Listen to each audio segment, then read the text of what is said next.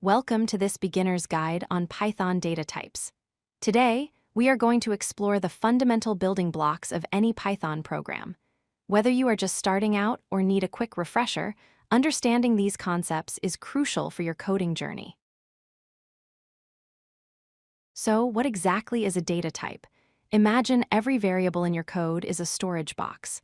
Python needs to know what kind of item is inside that box to handle it correctly. Is it a number?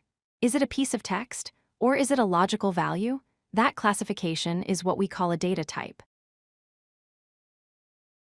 In Python, you will work with four main types roughly 90% of the time. These are the integer, the float, the string, and the Boolean. Let's break down each one of them to see how they work and when to use them. First up is the integer, or int for short. These are your standard whole numbers. They can be positive, like 25, or negative, like -10. The key thing to remember is that integers never have decimal points. If you need to count whole items, this is the type you use. Next, we have floats. A float represents a number with a decimal point. Even if you have a number like 5.0, Python considers it a float because of that decimal. We use these for measurements, prices, and scientific calculations where precision matters. Then we have strings, abbreviated as str. This is simply text data. In Python, you create a string by wrapping text in either single or double quotes. It can contain letters, numbers, symbols, or even emojis. Basically, if it is inside quotes, it is a string. Our fourth type is the Boolean. This is the simplest type but incredibly powerful. A Boolean can only be one of two values, true or false.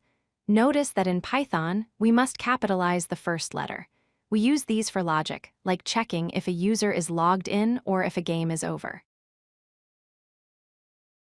Sometimes you might not know what type of data is stored in a variable. Python provides a handy built-in function called type.